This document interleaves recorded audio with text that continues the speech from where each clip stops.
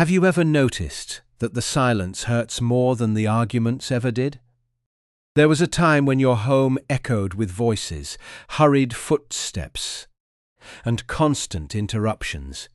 You dreamed of the day when life might finally slow down. Now the quiet has arrived, but it does not feel like peace. It feels like absence. The phone stays on the table longer than it used to. Holidays require more planning than excitement. Messages become shorter.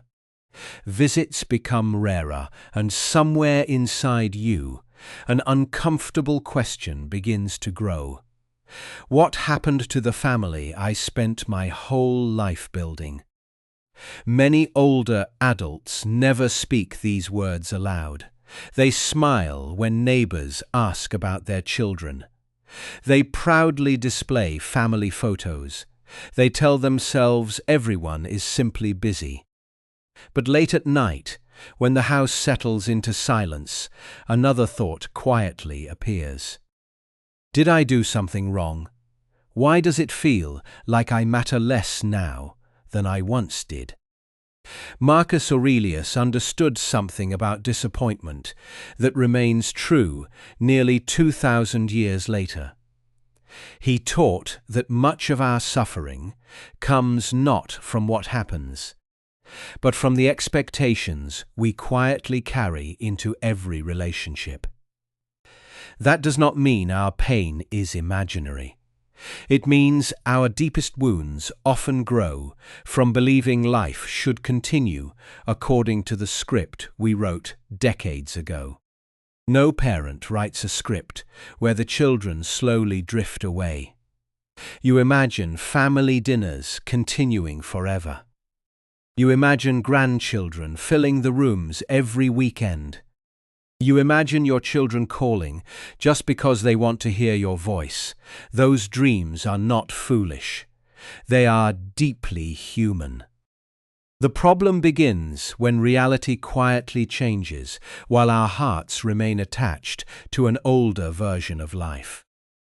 Perhaps your son answers your call with one eye on his laptop. Perhaps your daughter loves you deeply, but spends every waking hour balancing work, children, bills, and exhaustion. Perhaps they visit less than they once did, not because love has disappeared, but because adulthood has swallowed nearly every free moment they have. None of this automatically removes the loneliness you feel. Loneliness has a strange way of rewriting reality. It whispers that distance means rejection. It suggests fewer phone calls mean less love. It encourages us to count every unanswered text, while forgetting the countless years we ourselves were overwhelmed by work, responsibility, and survival. Marcus Aurelius would gently ask us to separate facts from interpretations. The fact may be that your daughter has not called in 2 weeks. The interpretation becomes, she doesn't care anymore. The fact may be that your son left dinner early.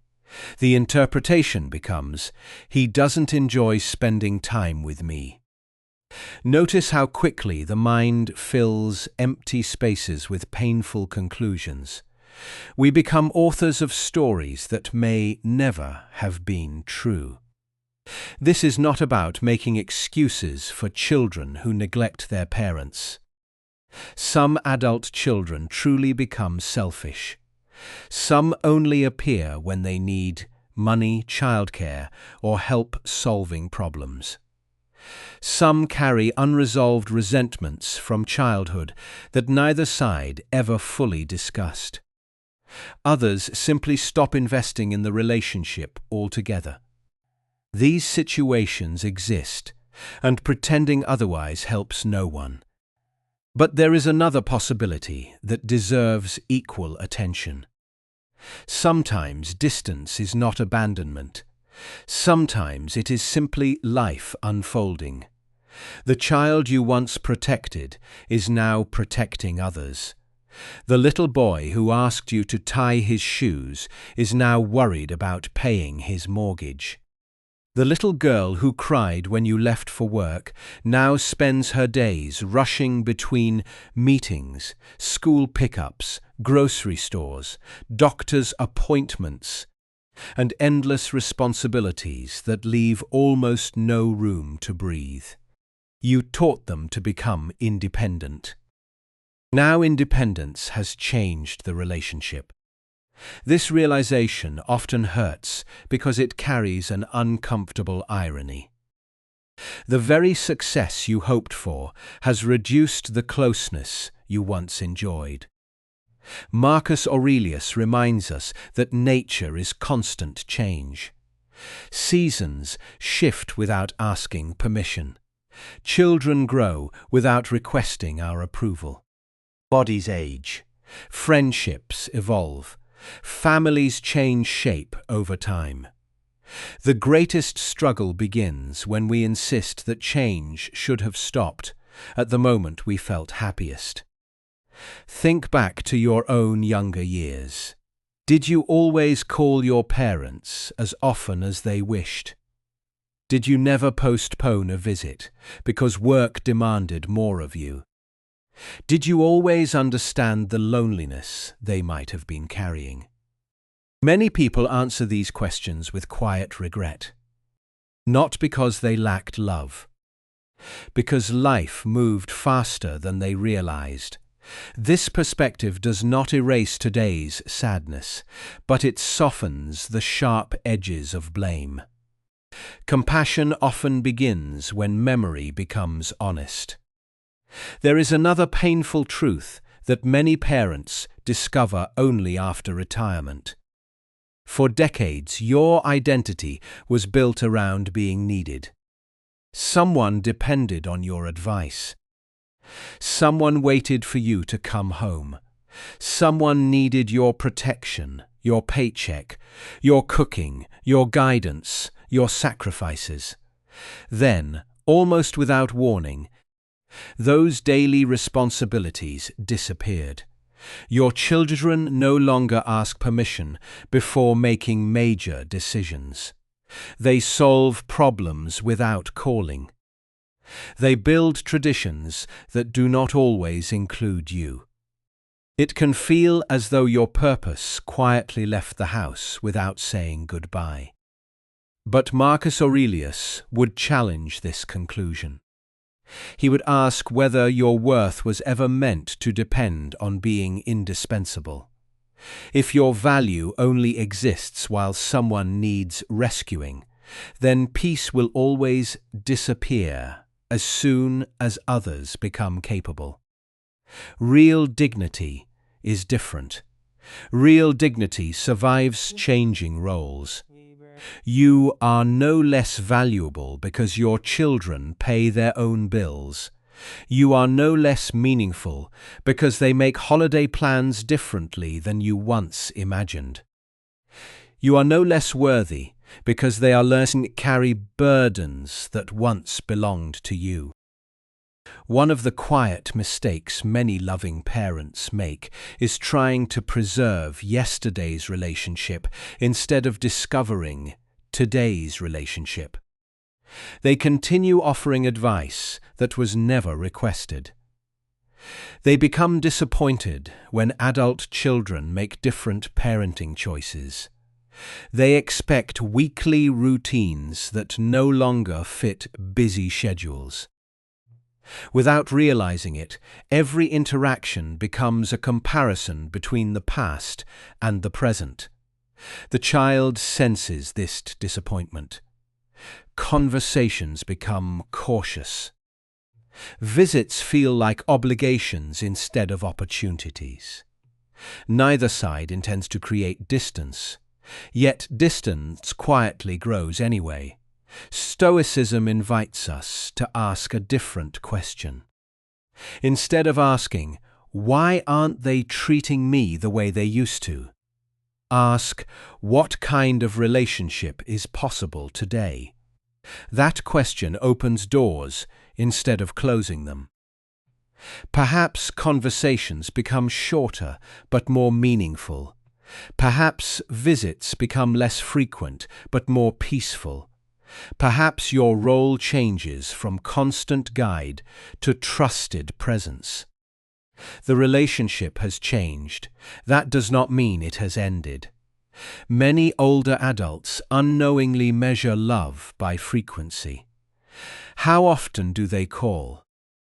How long do they stay? How many holidays do we spend together?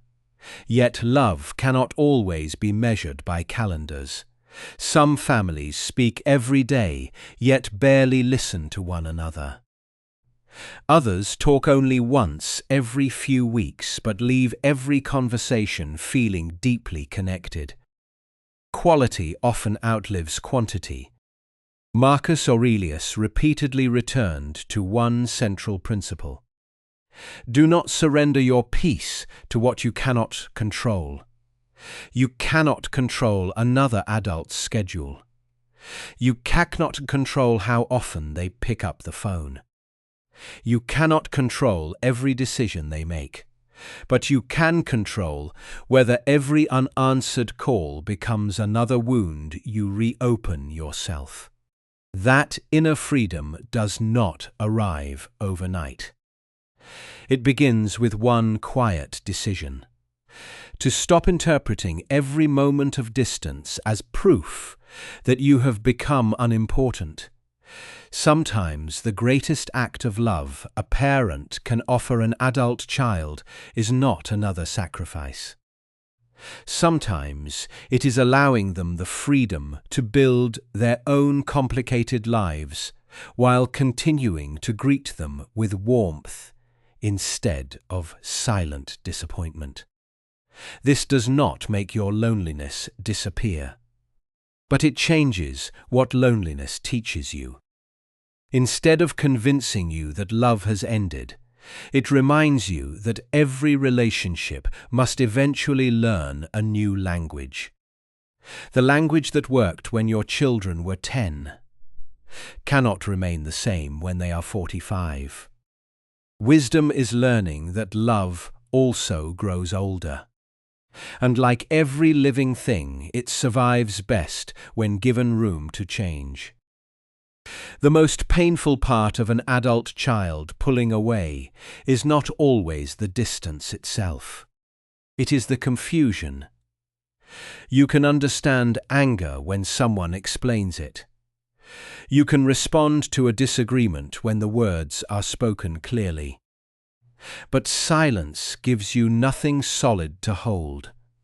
It leaves you searching through old conversations, replaying holidays, examining every sentence, wondering whether there was a moment when love quietly changed and you failed to notice.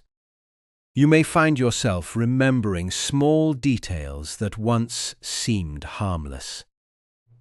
A comment you made about their marriage, advice you gave about money, a criticism of how they raise their children, a holiday when you were disappointed and did not hide it very well. The mind becomes an investigator, but loneliness is rarely a fair investigator. It gathers only the evidence that supports your worst fear. It tells you that one mistake ruined everything, or that all your years of devotion have somehow been forgotten. Marcus Aurelius taught that the mind can turn an event into a prison when it refuses to examine its own judgments. The event is painful, but the judgment becomes unbearable. Your child does not call, and the mind says you have been abandoned. They spend a holiday elsewhere, and the mind says you have been replaced. They reject your advice, and the mind says you are no longer respected. Before long, every change becomes a verdict against your worth. This is where many parents become trapped. They begin trying to force closeness. They call more often, not because there is something meaningful to say, but because the silence has become frightening. They ask questions that are really tests. Why did you not call? Why did you stay so long with them, but only 2 hours with me? Why do I always have to be the one who reaches out? These questions may sound reasonable, but beneath them is a demand. Prove that I still matter. Adult children can feel that demand even when it is never spoken directly. They hear it in the disappointment at the end of a conversation. They feel it in the heavy pause after they say they cannot visit. They recognize it when every phone call becomes a reminder of how rarely they call. Slowly, contact begins to feel less like connection and more like an emotional obligation. Then the child pulls away further, and the parent becomes even more anxious. The harder one person reaches, the more the other person feels the need to escape. This does not mean you are wrong for wanting closeness. It means fear can accidentally damage the very bond it is trying to protect. And many older parents do not realize how much emotional responsibility they have placed on their children. After retirement, the days may become quieter. Friends move away. A spouse may die. Health problems may reduce independence. The activities that once created structure disappear. Without meaning to, a parent may begin expecting adult children to fill every empty space. The weekly phone call becomes the emotional center of the week. A cancelled visit does not simply change the schedule. It collapses the entire structure of hope. This is too much weight for one relationship. No child, no matter how loving, can become the full answer to another person's loneliness. That truth can feel harsh, especially after everything you gave them. You may think, I spent my whole life carrying their burdens. Why should they not carry some of mine now? The feeling is understandable. But love becomes dangerous when sacrifice is secretly converted into debt. Most parents do not consciously keep a record. Yet deep inside there may be an invisible account. I gave up opportunities for you. I worked when I was exhausted. I paid for your education. I watched your children. I showed up whenever you needed me. Therefore, you should call. You should visit. You should include me. You should make sure I never feel alone. The problem is that love offered freely cannot later be collected like a loan. The moment sacrifice becomes a demand for repayment, both people begin to feel betrayed. The parent feels cheated because the child is not returning enough.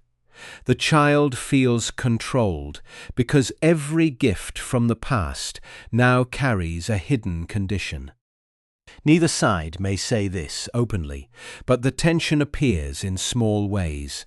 A colder tone, a shorter conversation, a visit postponed, a holiday invitation accepted with reluctance. Stoicism does not ask you to deny what you gave. It asks you to remember why you gave it. You cared for your children because caring was part of your character. You protected them because that was the kind of parent you chose to be. Your sacrifice expressed your values. It was not a contract guaranteeing a certain number of phone calls 30 years later. This distinction can free you from bitterness. Your goodness remains yours even when others do not respond as you hoped. No one can erase the nights you stayed awake beside a sick child. No one can cancel the years you worked to keep a roof over the family. No one can remove the patience, labor, and love you gave. Those actions belong to your life and your character. Their value does not depend on applause from your adult children. Marcus Aurelius would remind you that a good action is complete when it is done well. It does not need to be rewarded in order to become meaningful. A tree does not demand gratitude for giving shade. The sun does not ask whether the earth appreciates its warmth. Nature gives according to its nature. Your task is not to become emotionless, but to stop handing other people the power to decide whether your past was worthwhile. Still, there are cases where the distance carries real resentment. An adult child may believe you were too controlling. They may remember a childhood you remember differently. They may feel that you criticized them, favored a sibling, ignored their emotions, or expected perfection. Hearing this can be deeply painful. You may immediately want to defend yourself. You may remember how hard life was at the time. You may think about the money problems, the long working hours, the lack of support, and the fear you carried alone. You may believe they judge you without understanding the circumstances. Perhaps they do. But understanding does not always begin with agreement. Sometimes it begins by listening without rushing to correct the story. Your child may not be describing your intention. They may be describing their experience. Those are not always the same thing. You may have intended to guide them while they experienced control. You may have intended to make them strong while they experienced criticism. You may have intended to protect them from failure while they experienced a lack of trust. This does not make you a terrible parent. It makes you human. Many people raised children while carrying wounds they had never examined. They repeated phrases their own parents used. They believed toughness was love because tenderness was never modeled for them. They did the best they could with the awareness they had at the time. But doing your best does not mean no harm was done. Both truths can exist together. One statement does not automatically cancel the other. The Stoic response is not humiliation. It is courage. It is the willingness to hear something uncomfortable without collapsing into shame or rising into anger. You do not have to accept every accusation as perfectly accurate.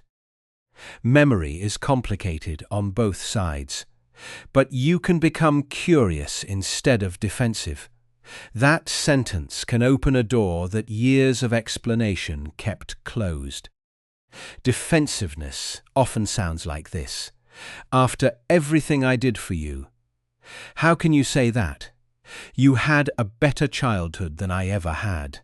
I was only trying to help. You are too sensitive. You will understand when you are older. Every one of these responses protects the parent from pain, but it also tells the adult child that their inner world is still not welcome. Sometimes children pull away not because they hate their parents, but because distance feels safer than being misunderstood again. That possibility is difficult to face. Yet dignity does not mean always proving you were right. Sometimes dignity means becoming strong enough to hear another person's pain without turning it into an attack on your identity. There is also another mistake that quietly pushes adult children away. It is the habit of treating them as though they are still young enough to be managed. You may see dangers they do not see. You may recognize mistakes before they happen. You may know that their relationship is unstable, their financial decision is risky, or their parenting choice may create problems later. After a lifetime of protecting them, silence can feel irresponsible. You think, if I do not warn them, who will? But adulthood requires the freedom to make decisions, including imperfect ones. Advice that is constantly offered begins to feel like distrust. Correction that never stops begins to feel like rejection. Marcus Aurelius understood that every person must govern the territory of their own mind. You cannot live another idle life for them. You cannot prevent every loss, rescue every mistake, or arrange every outcome. At some point, love must become less controlling and more respectful. This may be one of the hardest transitions in parenthood. When they were small, your job was to step in. Now, wisdom often requires you to step back. Many parents fear that stepping back will make the distance permanent. They think, if I stop calling, they may never call me. That fear may be true in some cases. A relationship cannot survive forever on one person's effort. But constant pursuit does not create genuine closeness. It may create contact, but contact is not the same as affection. A child may answer out of guilt while becoming emotionally more distant each time. There comes a moment when you must ask yourself a difficult question. Do I want their presence, or do I want their willing presence? Those are not the same. Forced closeness may satisfy the calendar, but it cannot satisfy the heart. A reluctant visit can make a house feel lonelier than an empty one. You notice the checking of the phone, the impatience, the hurried goodbye. You feel them physically present, but emotionally elsewhere. Then you are left with a deeper sadness, because the relationship looked close for a few hours without actually feeling close. Stoicism asks us to stop demanding appearances and begin accepting reality. Reality may be that the relationship needs space. Reality may be that your child is overwhelmed. Reality may be that unresolved conflict needs an honest conversation. Reality may also be that they have become selfish, careless, or emotionally unavailable. Acceptance does not mean approval. It means refusing to fight what is already true. When you stop arguing with reality, you can finally decide how to respond with self-respect. Suppose your adult child only calls when they need something. They ask for money, favors, rides, childcare, or help with a crisis. The rest of the time, the silence returns. Many parents continue saying yes because usefulness feels like the last remaining connection. They fear that a boundary will remove even that. So they overgive. They lend money they cannot afford to lose. They ignore exhaustion. They cancel their own plans.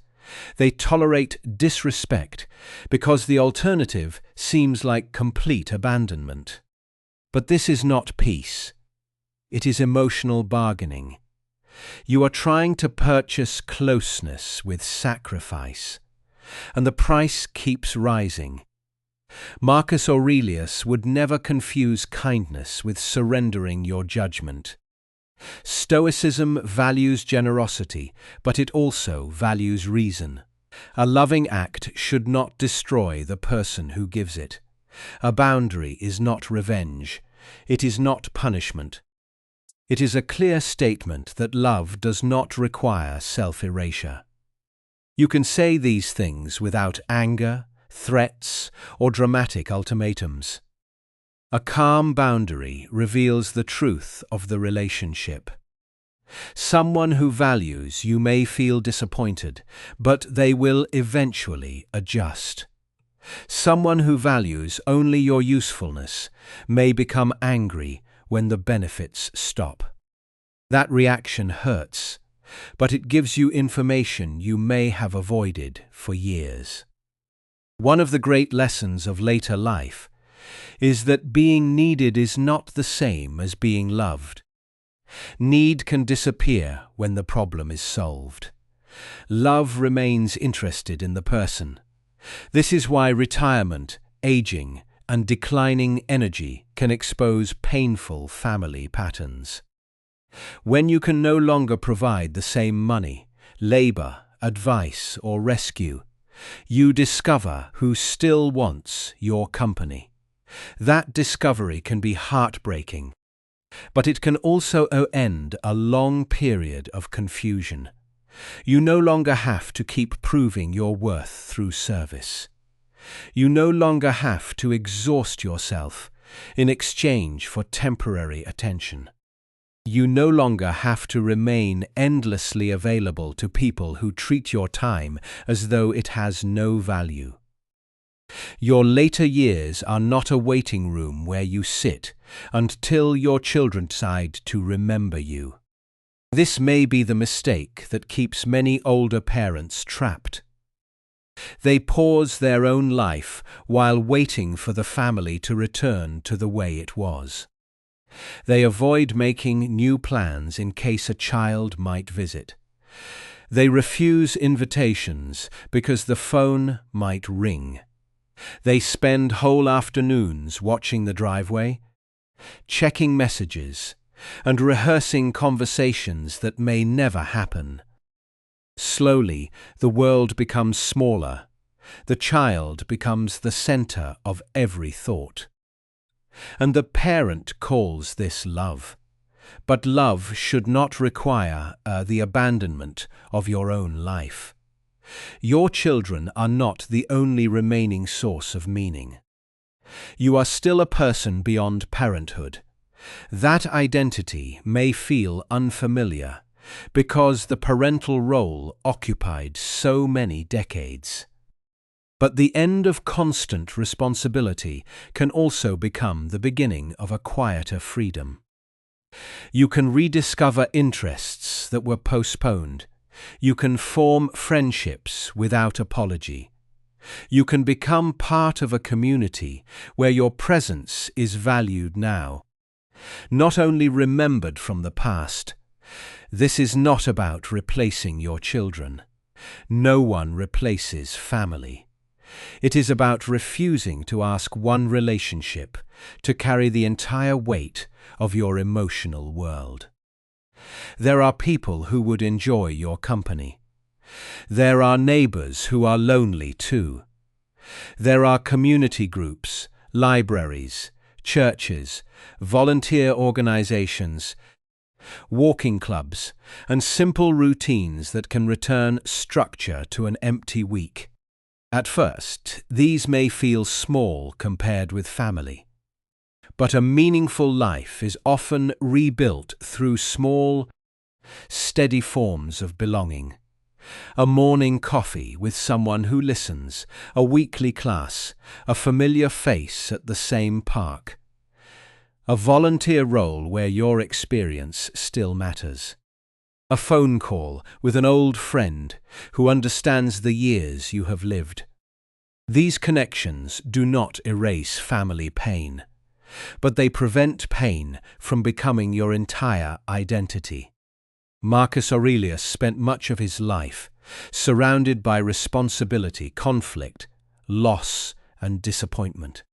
His peace did not come from arranging the world exactly as he wished.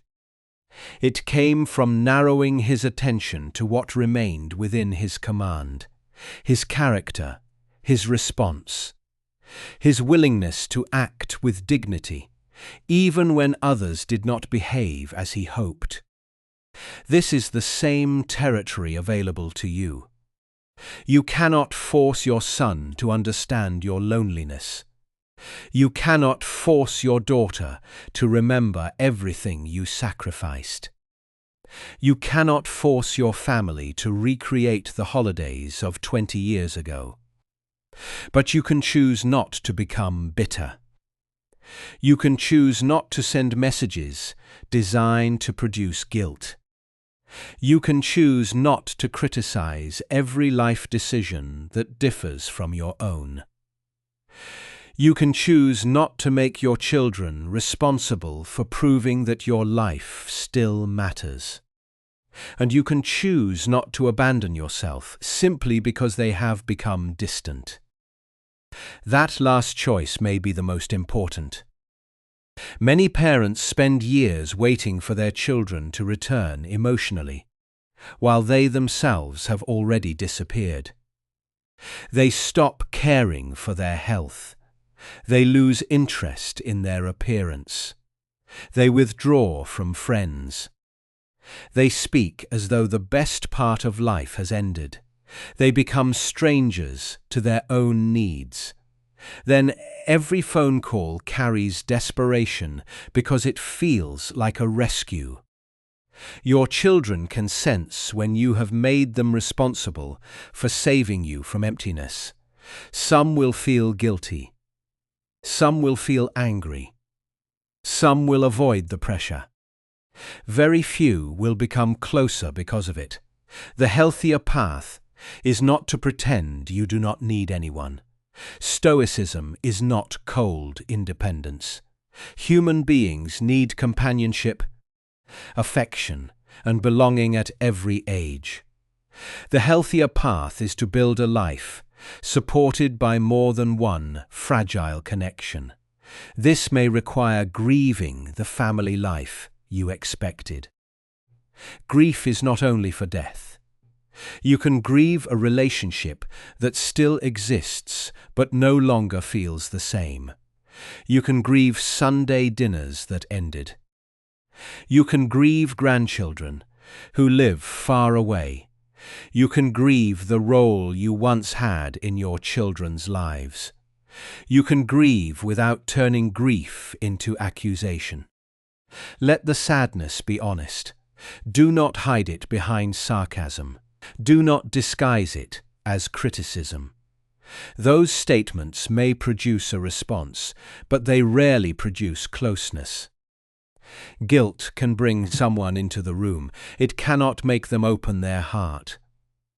A better conversation begins with ownership. These words are not weakness. They are emotional discipline. They remove the hidden accusation and make room for honesty. Sometimes your child may respond warmly. Sometimes they may not. Stoicism cannot promise the outcome you want. It can only help you meet the outcome without losing yourself. There may come a point when you have apologized sincerely, listened carefully, respected boundaries, and left the door open, yet the distance remains. This is where philosophy becomes more than an idea. This is where you must decide whether your peace will continue to depend on someone else's willingness to return. You can love someone and stop chasing them. You can leave the door open without standing in the doorway every day. You can hope for reconciliation without putting your whole life on hold. You can bless someone from a distance and still protect your own heart. This is not giving up. It is ending the struggle against another person's freedom. A parent often believes that enough love should fix everything. But love is not control, and it is not magic. Love cannot force maturity. Love cannot repair a wound someone refuses to discuss. Love cannot create gratitude in a person who has chosen entitlement. Love can only remain honest, dignified, and open without becoming self-destructive. The deepest Stoic lesson here is not that you should stop caring. It is that care must be guided by wisdom. You are allowed to miss them. You are allowed to feel hurt. You are allowed to wish things were different. But you do not have to turn that pain into the ruler of your remaining years. Your life is still happening. The morning still arrives. Your body still asks for care.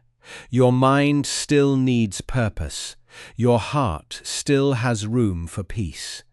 And somewhere beyond the phone that does not ring, there is a self you may have neglected for a very long time. That self is not asking you to stop loving your children. It is asking you to come home to your own life. Coming home to your own life does not mean closing your heart.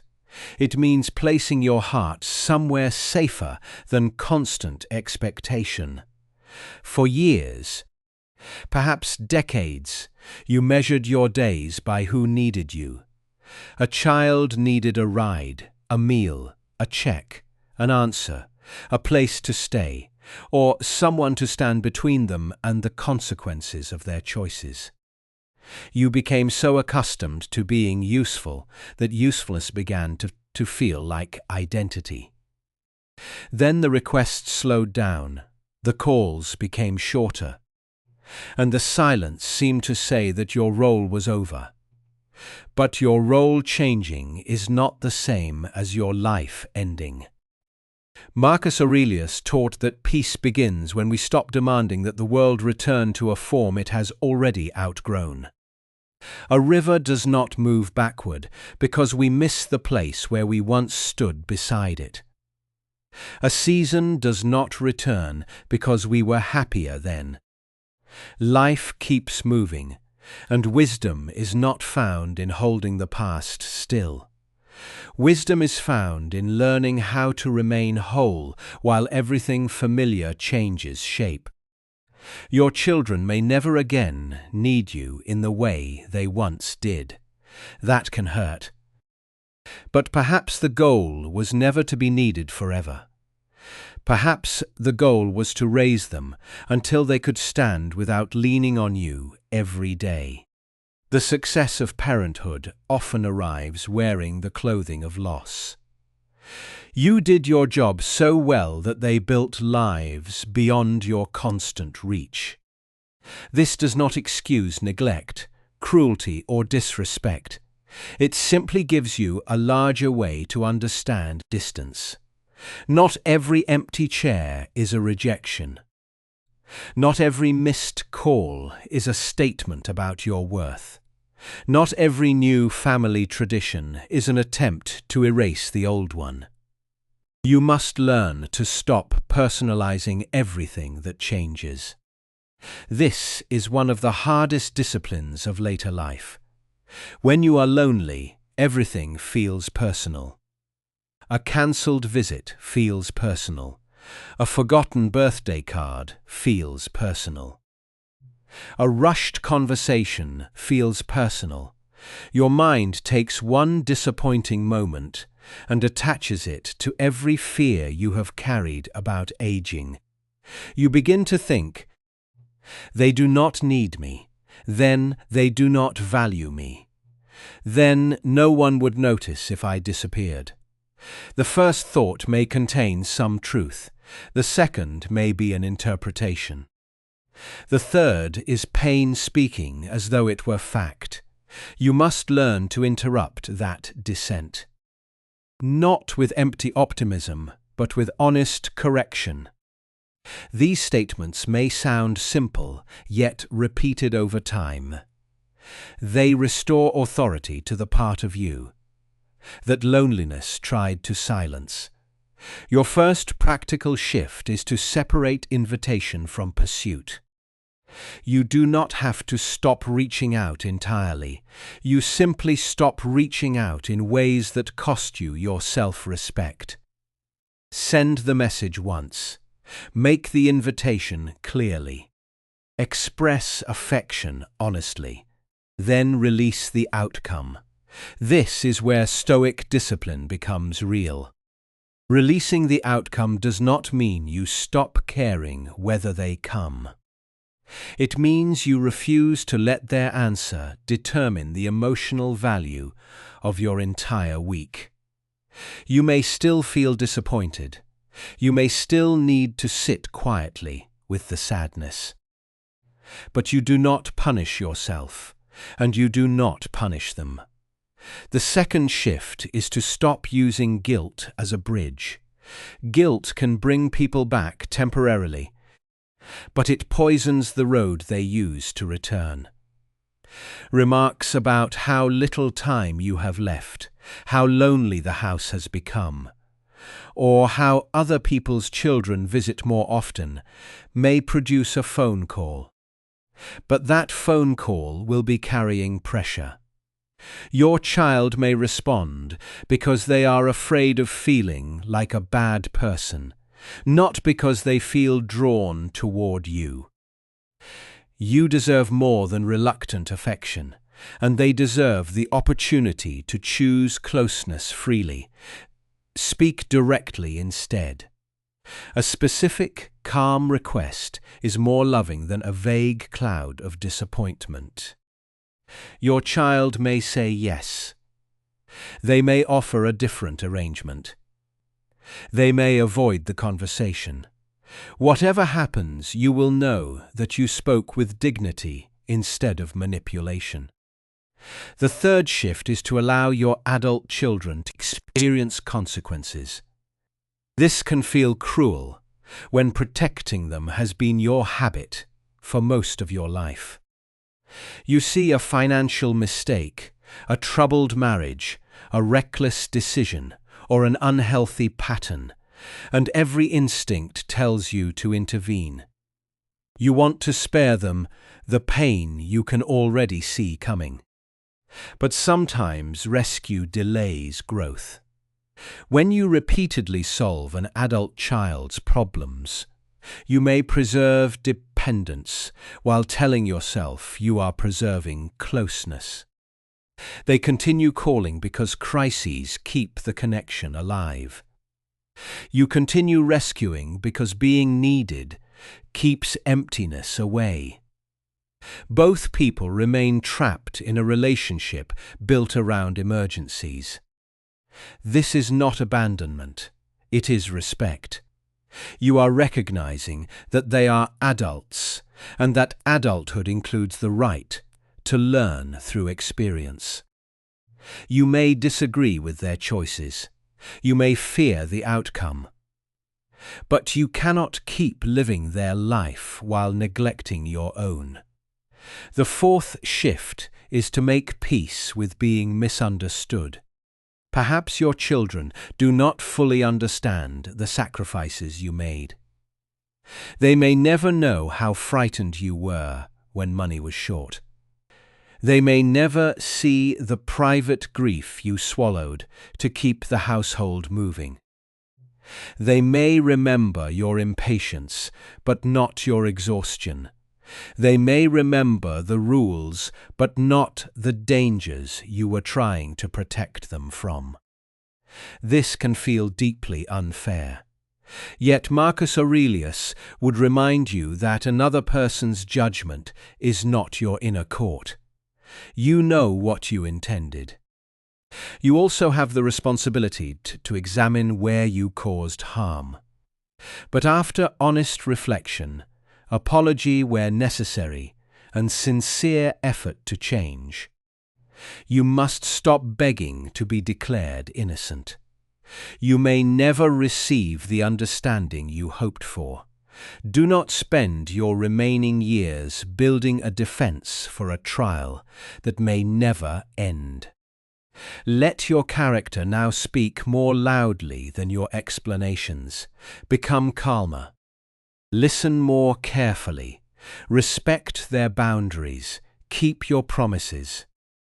Stop offering advice that was not requested. Let consistency reveal who you have become. Some relationships heal slowly because trust returns through repeated experience, not one emotional conversation. Your child may need time to believe that you are no longer going to criticize, control, or pressure them. Do not demand immediate closeness as proof that your efforts are working.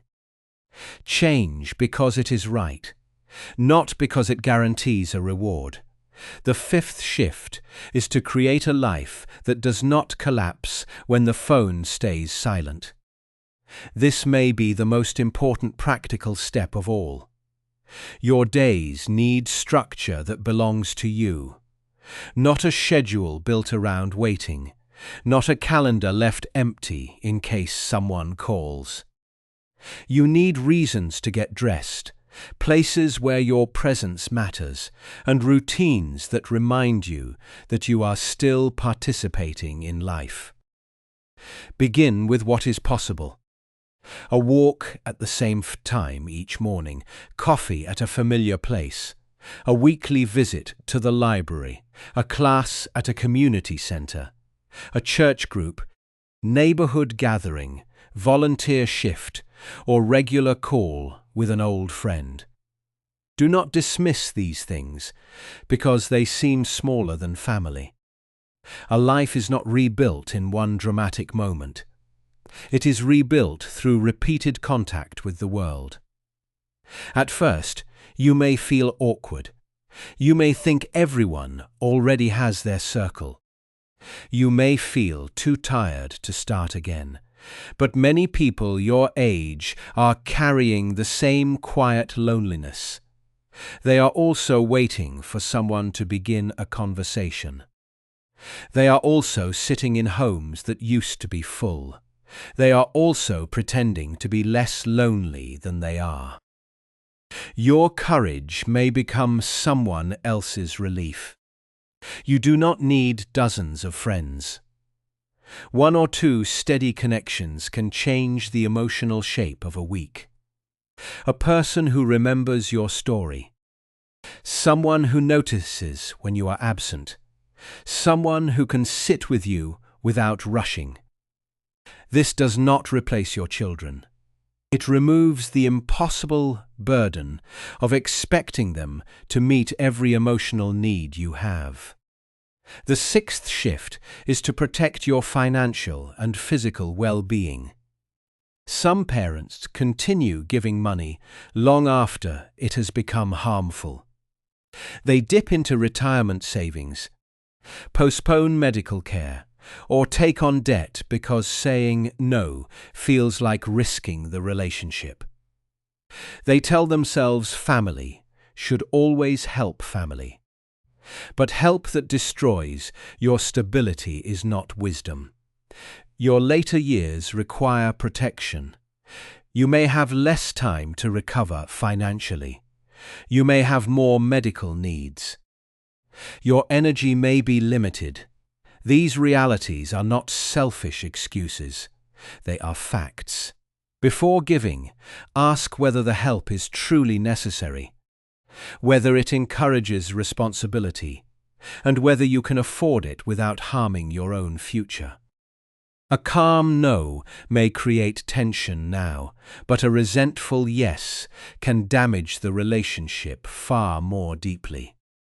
You are not a bank account with a heartbeat. You are not emergency labor.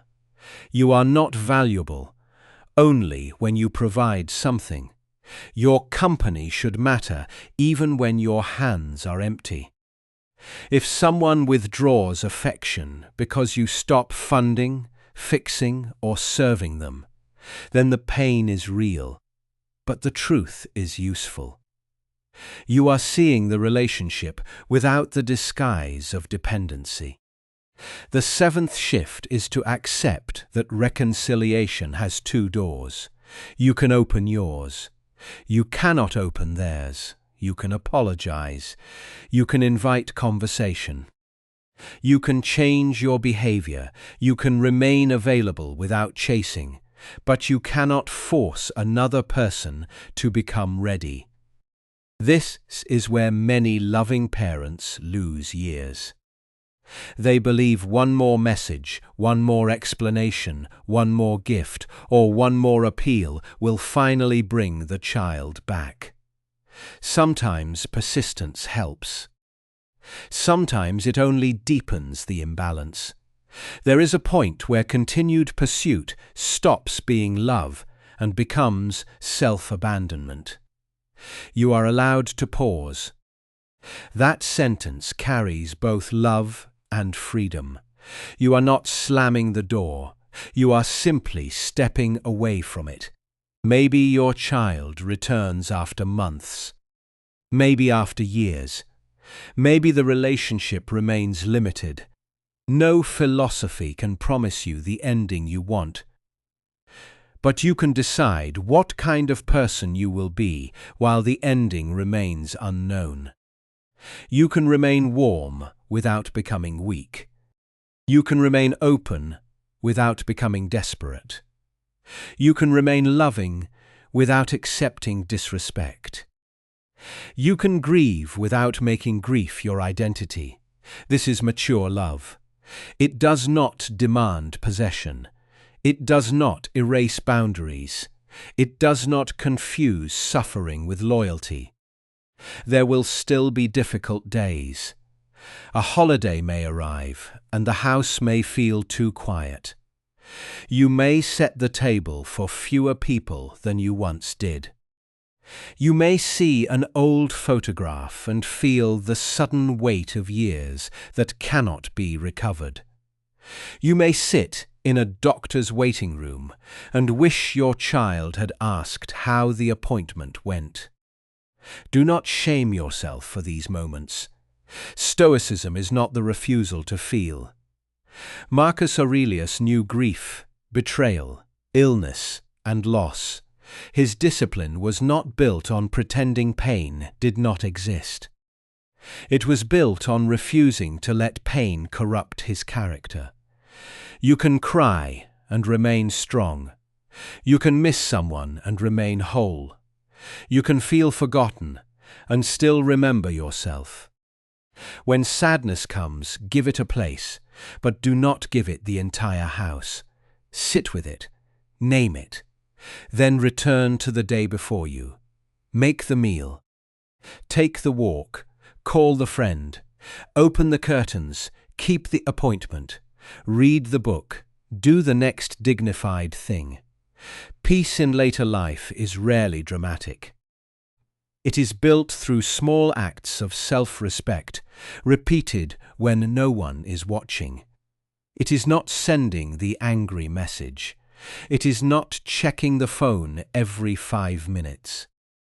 It is choosing not to compare your children with someone else's. It is speaking kindly about them without pretending everything is perfect. It is refusing to rehearse every grievance before sleep. It is turning your attention toward what still remains, and much remains. Your experience remains.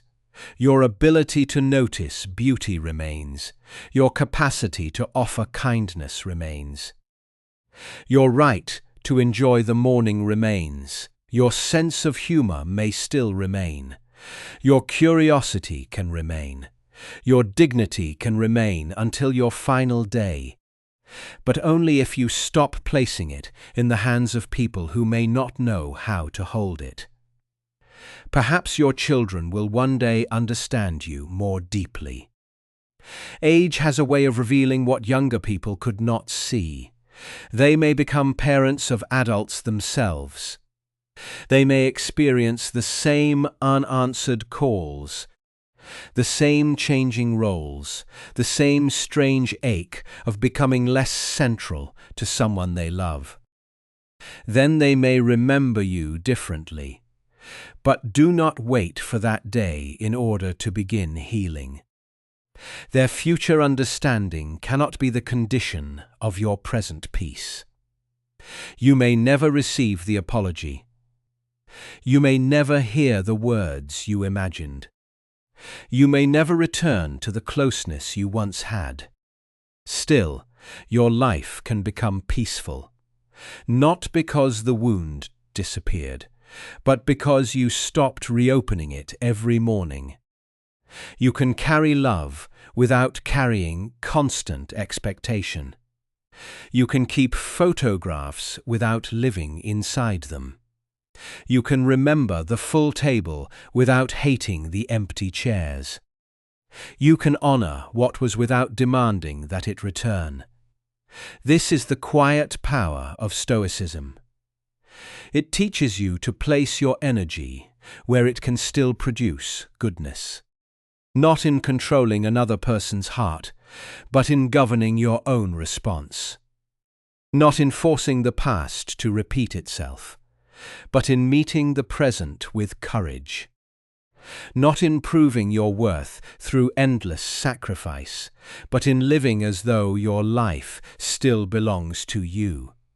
Because it does. Your children are part of your story. They are not the author of your final chapters. You still have choices to make about the atmosphere of your home, the people you welcome, the thoughts you repeat, and the way you treat yourself. You can fill the remaining years with waiting, resentment, and emotional bargaining, or you can fill them with steadiness, honest love, stronger boundaries, and the kind of peace that does not require anyone's permission. The answer begins with dignity. Reach out without chasing. Listen without defending every memory.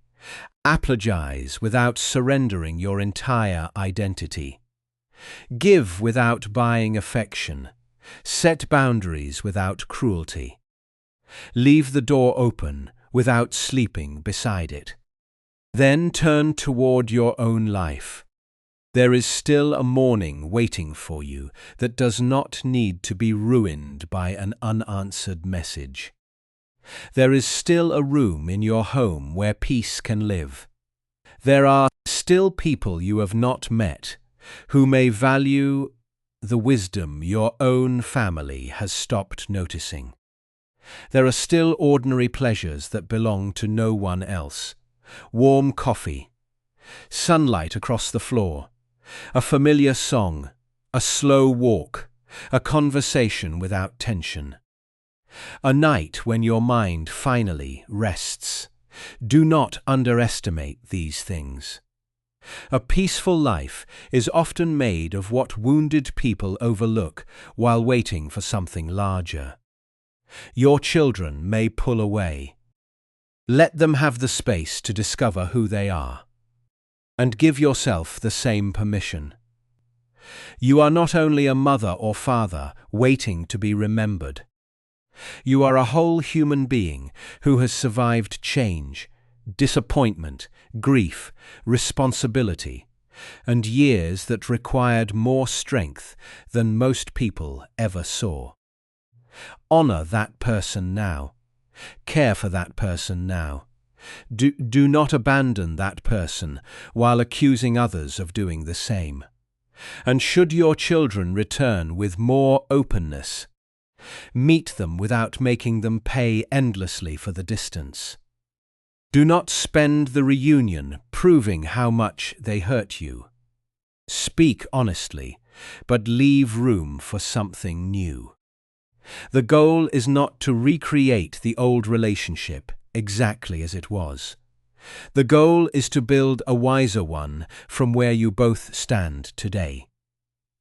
A relationship can return in a different form. Less frequent but more sincere, less dependent but more respectful, less dramatic but more peaceful. Sometimes that is not a lesser love. It is a more mature one, and when they do not return in the way you hoped, remember this: your love was real, your sacrifices mattered, your pain deserves compassion. But your remaining years are too precious to be spent standing at the window, watching for someone who has chosen another road. Step away from the window. Open the door for yourself. The world is still there. If you value this kind of quiet wisdom for the later years, subscribe and stay with this channel. There will be more conversations about dignity, loneliness, family, aging, and the inner strength it takes to live peacefully when life does not unfold as expected. For now, let this be enough. You do not need to stop loving your adult children. You only need to stop losing yourself in the distance between you.